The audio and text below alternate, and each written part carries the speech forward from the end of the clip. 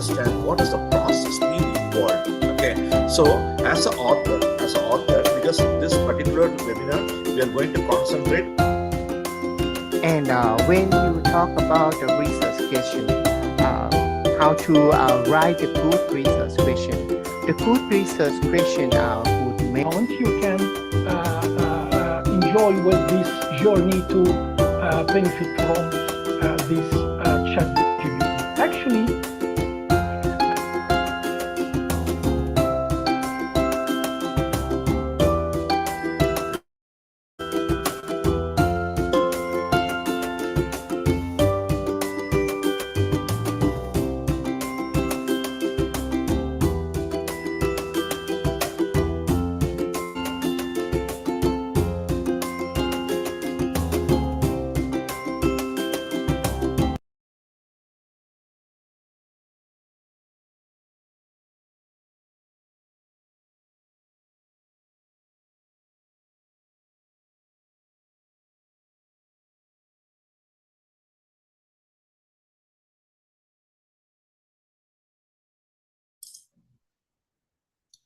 Greeting to all the participants present here.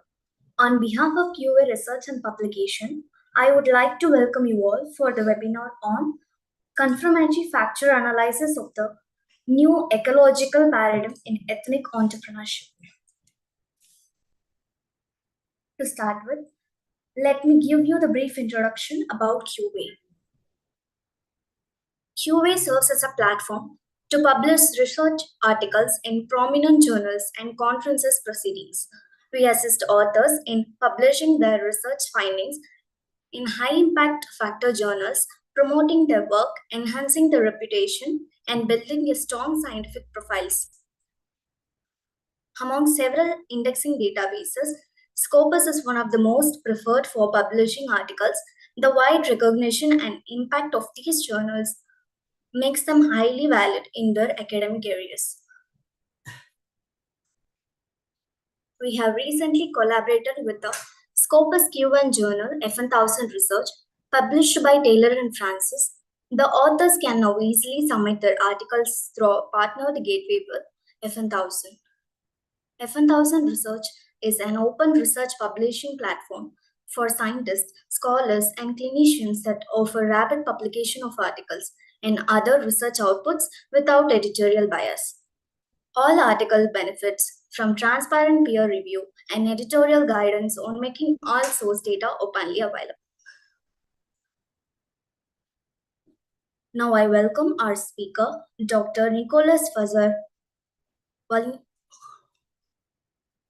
Associate Professor Dr.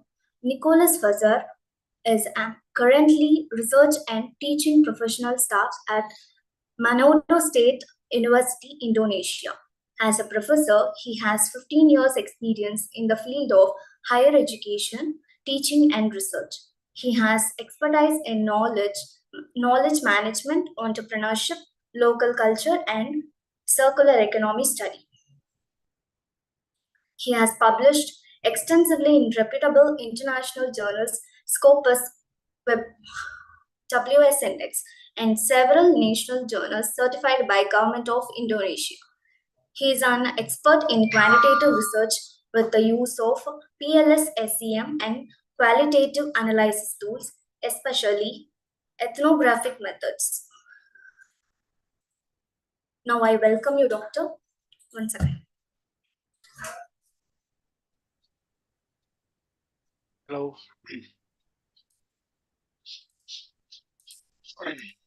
Can you hear my voice?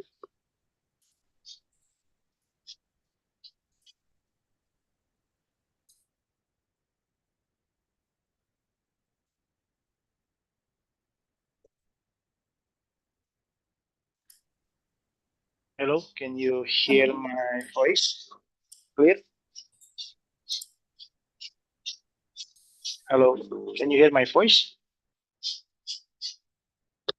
Hello, Doctor. May I audible? Can you hear me? Can you hear me, Miss? Can you hear my voice? Yes, Doctor, you may start now. Okay. We can start, or We can start it. Hello, Miss. Hello, Can doctor. we- You may start now. Oh, okay. Thank you. Okay. Let me share. Hello, doctor. Can you speak louder? Okay, can you hear my voice? Can you hear it? Can you hear my voice? Hello. Okay, doctor.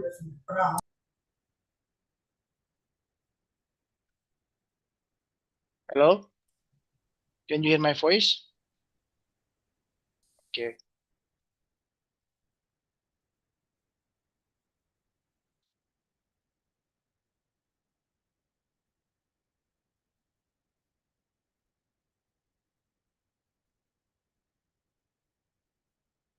Okay. Before we start, I need to know if my voice can hear clear by you, by all of you.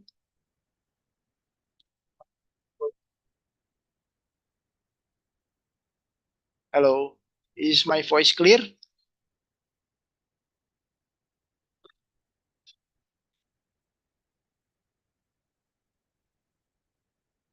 Okay. Can you hear my voice?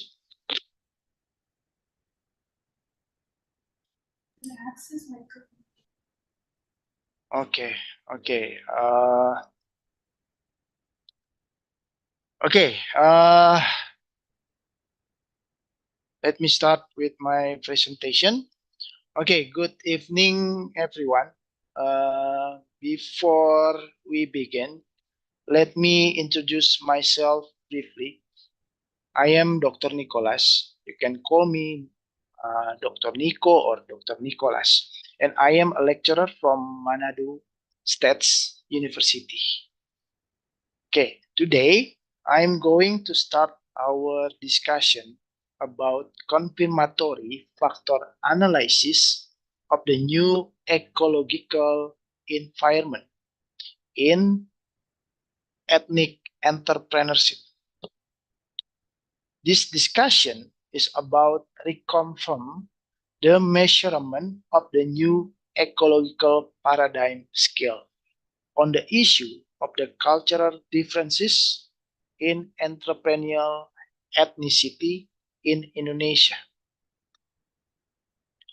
On quantitative social research, we will be looking at measurement through a research instrument. A good instrument is one that can measure what we want to measure. This is why today we are going to talk about this topic and why it is so important and beneficial for us. Okay, the title is part of our research.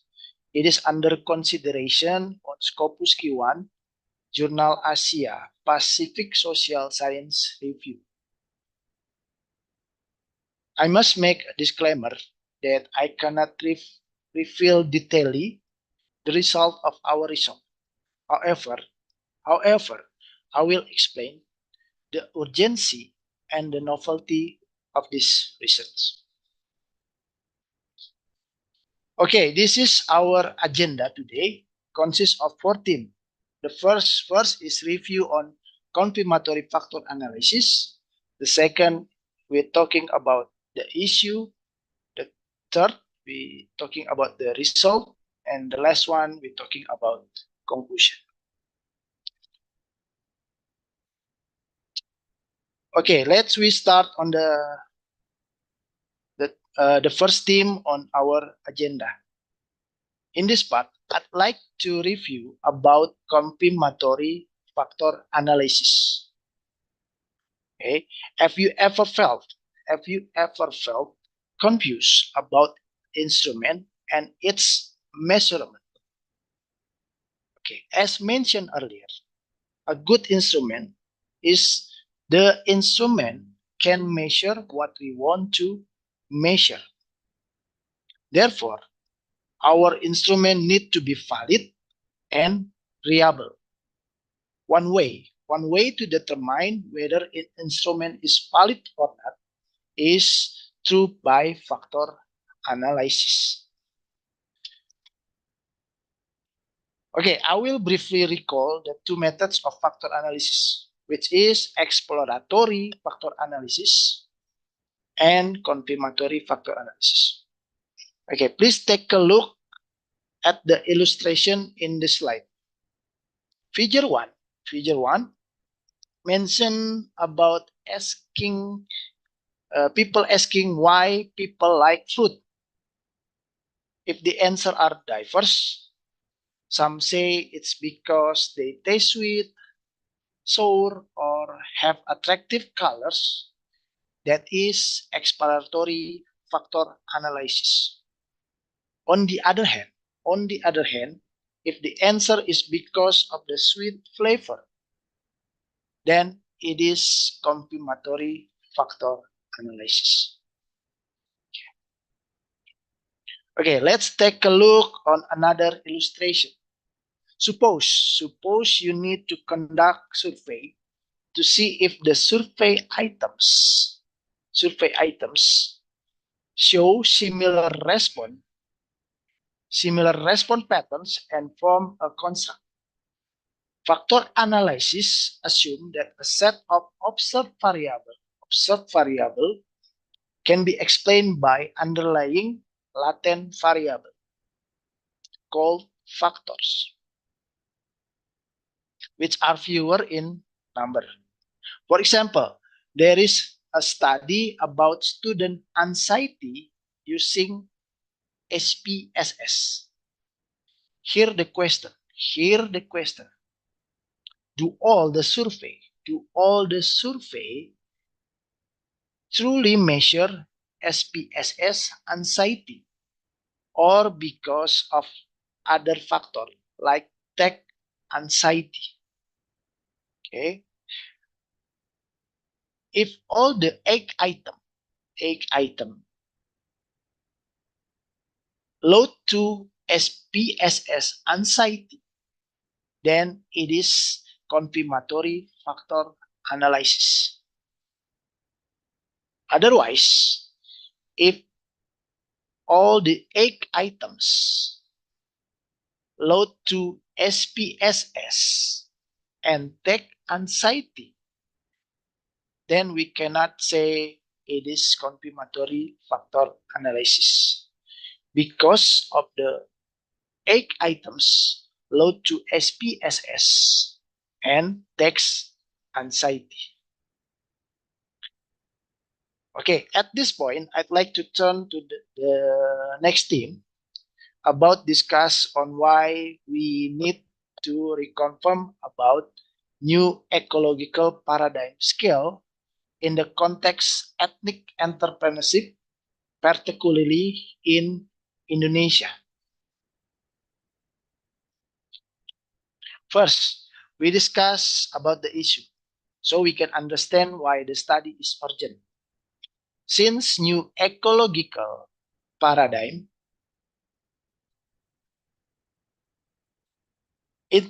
first introduction in 1978 by Dunlap and Lear, the NEP, or the new ecological paradigm, has become widely used measurement tools in various studies to assess individual and organizational perception of environmental issue in a range of contexts, including specific objects and research subjects.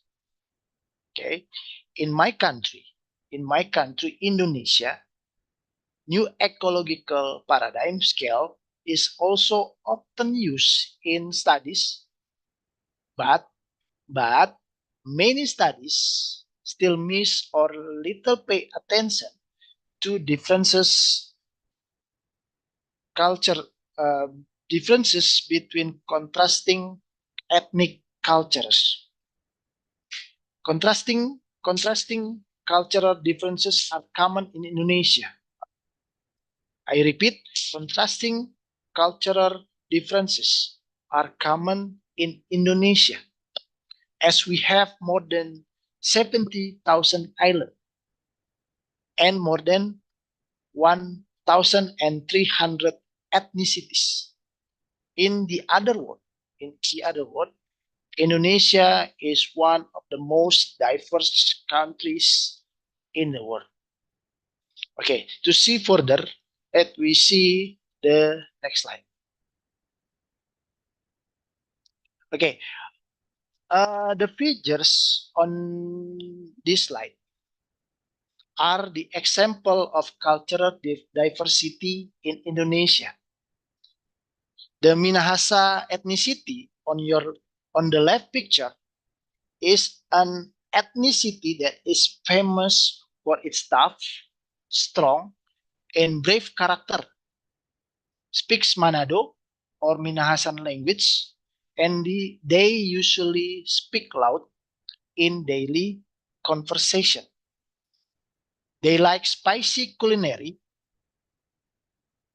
and with the majority of Christian belief.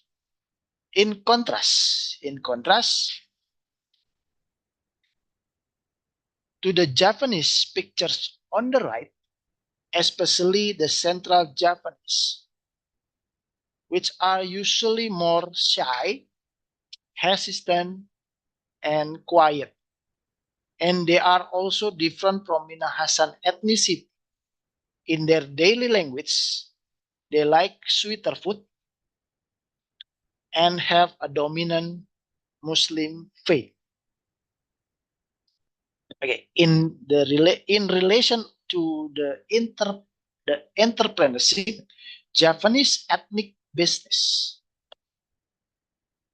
The Japanese, I repeat, Japanese ethnic businessmen or business people, when trying to do business in North Sulawesi, which is dominated by Minahasan ethnicity, are likely to face issue of the cultural habits, language, background differences, and even very different in their belief.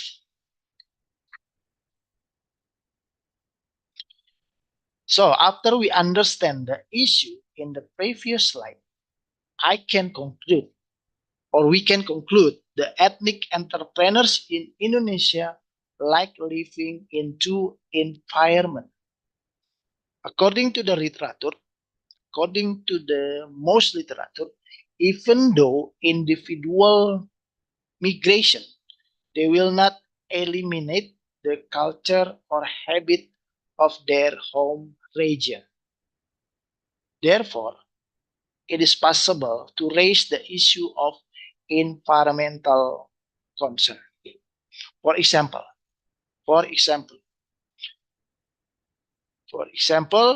Japanese entrepreneurs in North Sulawesi or in other area, perhaps in their perception, are more concerned about the environment of their home region, or on the contrary, they are more concerned about environment of their new region, because in the new region is the location that makes money for their family.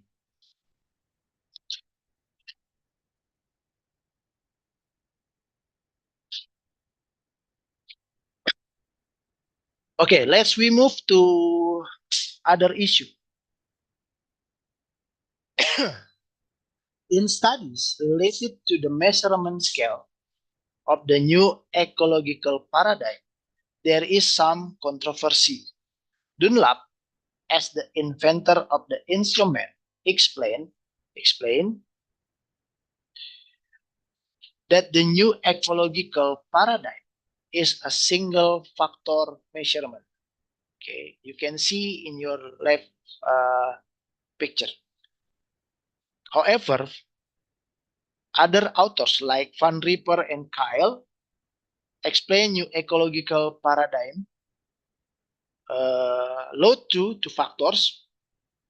English and Phillips said it was low to 3 factors.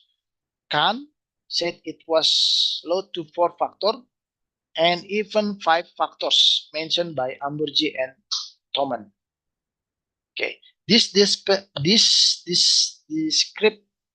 discrepancies may arise from variation in research sample across different location, time frames, and population under investigation, as well as the presence of the invalid NAP-scale items requiring elimination. Thus, the consideration factor of different ethnic entrepreneurial cultures in highly contrasting business location might or may lead to other results. So, audience, after you or we heard the issue, do we really need this study? Okay, next.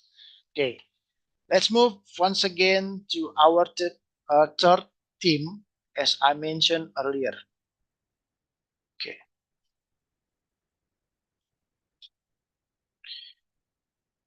Okay, as you can see, this is our step on conducted this research. But let me just focus on validation and analysis step, because these two steps are important for answer the research problem. Okay. Okay, as I mentioned before, the important step to answer the problem and to make confirmatory factor analysis is validation process. There are two major validation.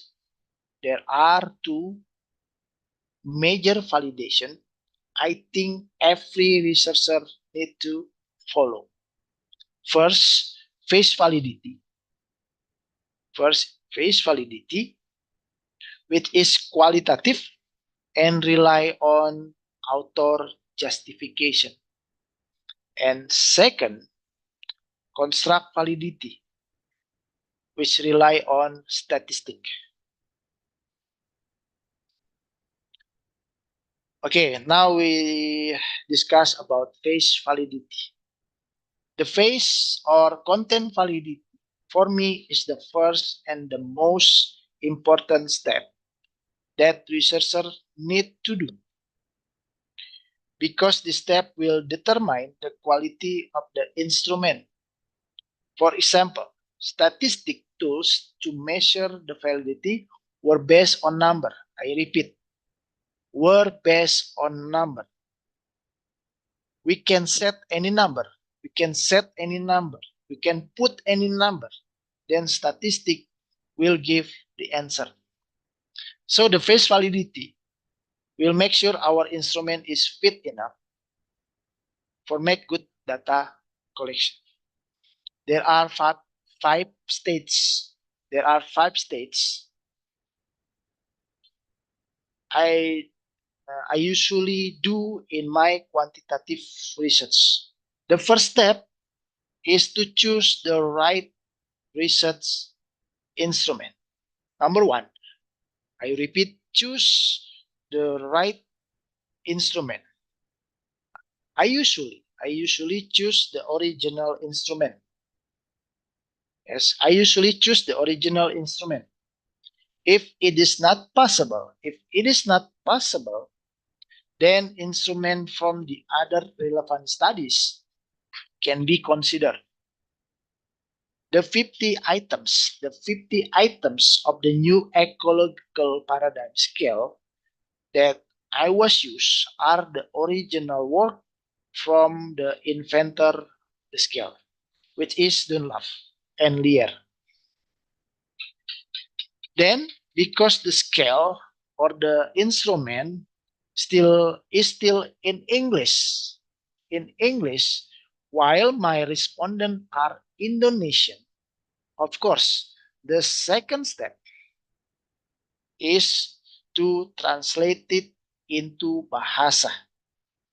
The back-to-back method is need to be done to make sure the translation does not deviate from the original instrument. Okay, after translation, the third step is to review the instrument with the peer review or peer academic outside the research team. Okay, the third step is needed to ensure that the instrument we design according to the context and the respondents of the study. Adjustment can be made based on this review.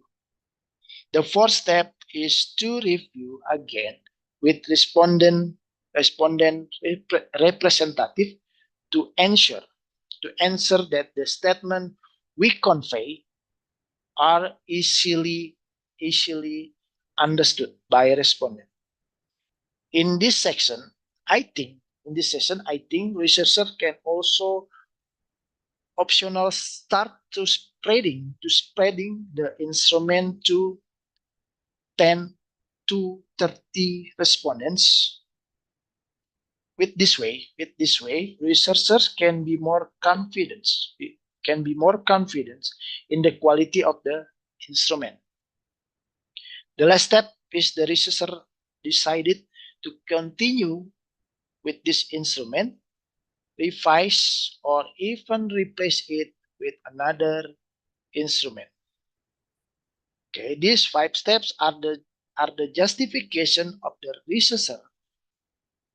But of course, as a researcher, the justification we did must have a strong basis and cannot be reckless. The main benefit of these 5 stages is building authors' confidence with their instrument.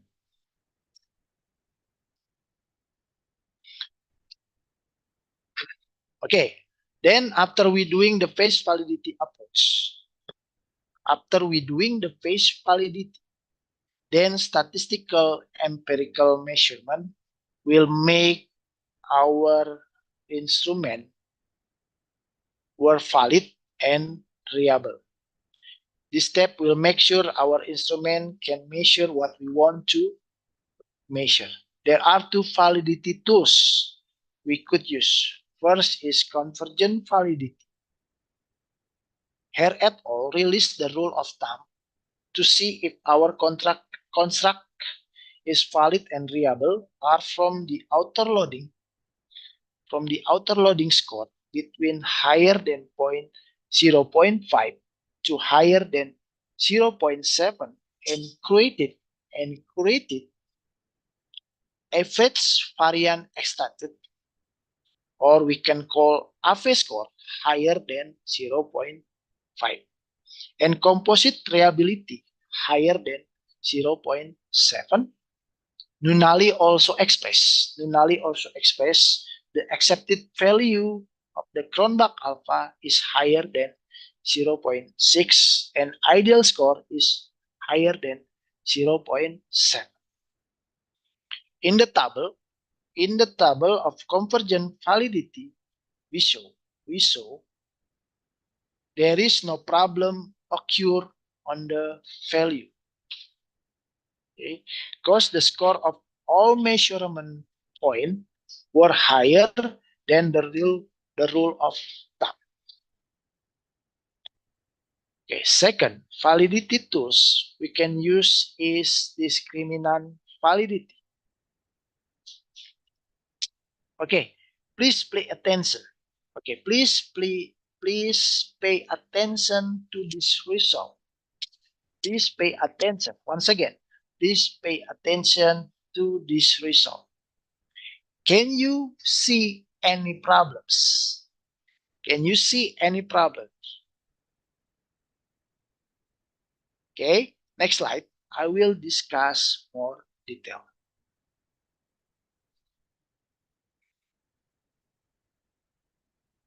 Okay, before we begin the result from the table, we must know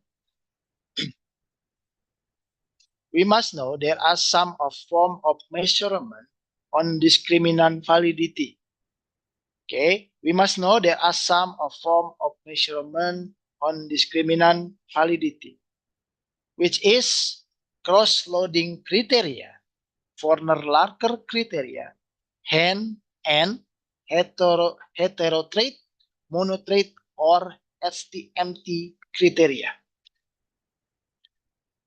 As we know, discriminant validity is the value to see if our construct is unique and different with other construct. Maybe rise on your head. Maybe rise in your head which method we can use or choose. Which method we can use or choose. Or which is better. Or which is better. The researcher can use or choose any kind of discriminant validity tools. But in my experience, heterotrait, monotrait is the best way to mention or to say our construct is unique from other construct. Okay.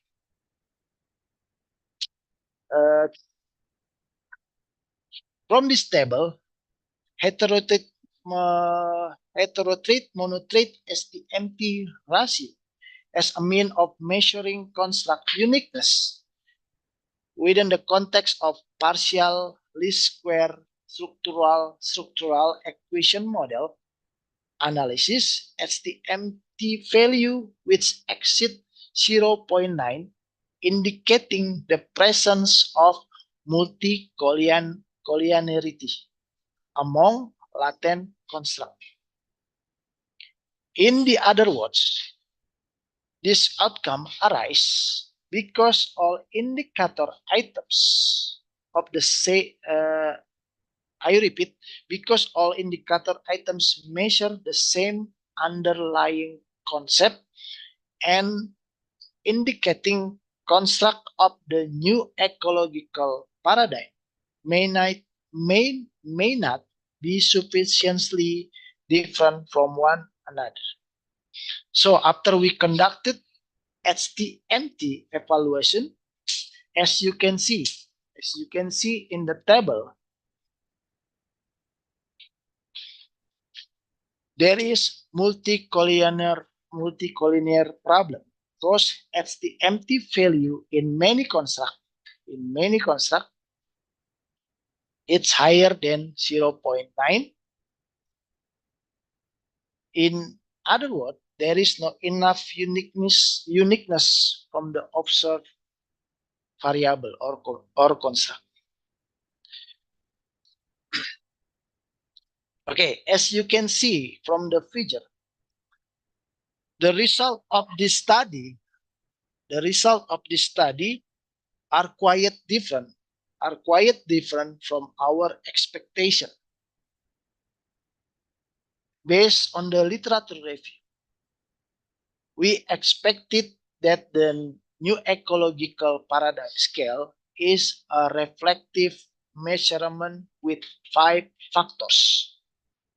However, the result seems to say different things, where the formative measurement of the NEP scale or new ecological paradigm scale seems to be better used for research discussing environmental perception with respondents with prominent intercultural differences. Of course, changing reflective measurement to formative measurement needs to be based on a strong argument and can be proven empirically. In the next slide, we will discuss it.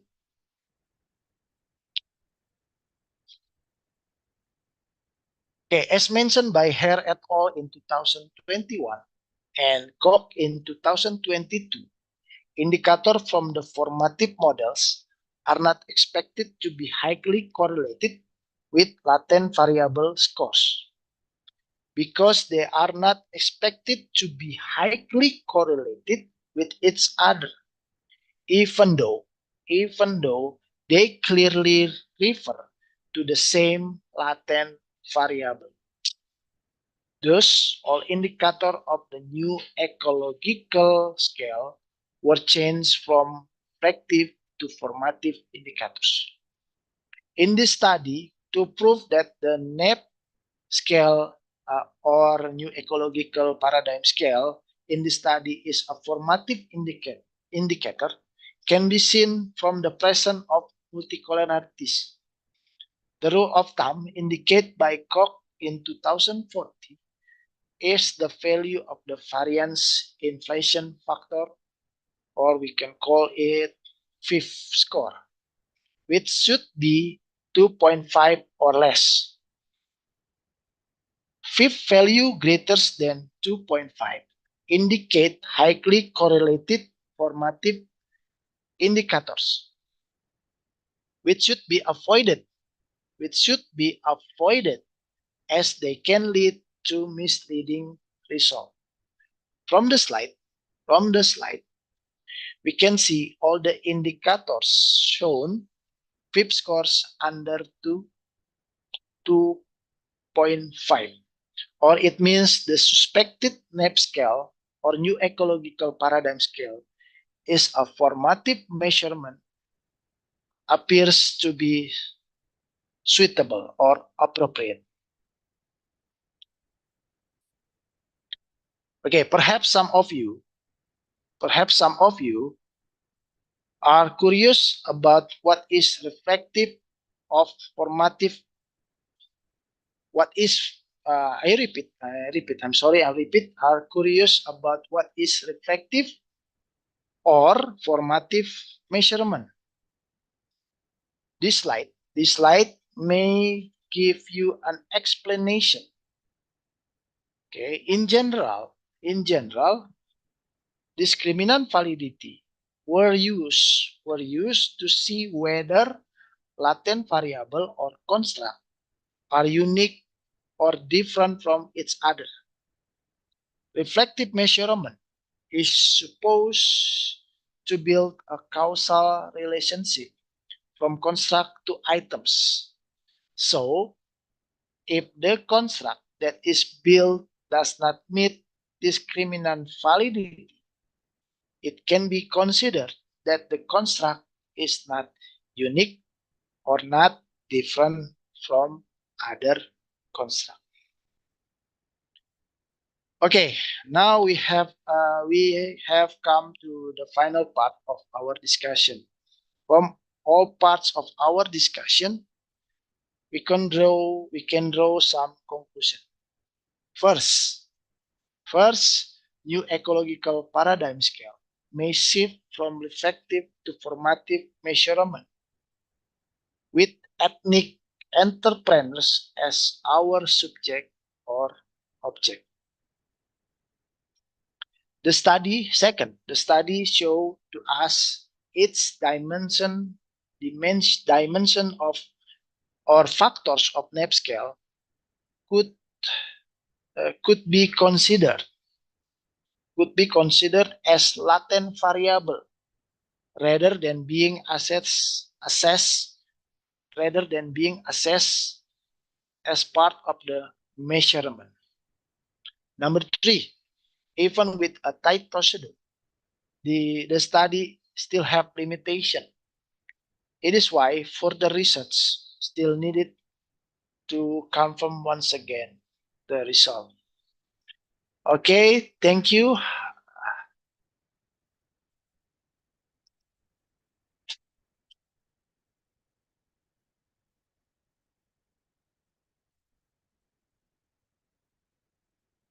Okay, maybe that's all our discussion. Back to Master of Ceremony.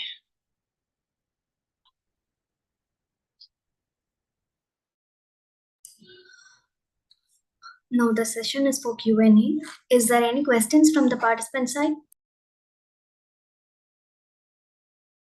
You may ask now.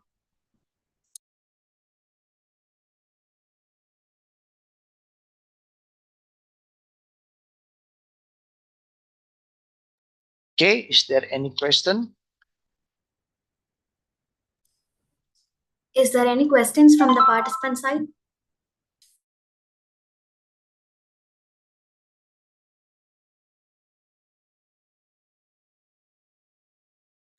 I hope there is no more question from the participant side. Let's wind up the session. Thank you, Doctor. Thank you. That was a thought-provoking talk on the concepts. Thank you for imparting your knowledge and remarks on the concepts.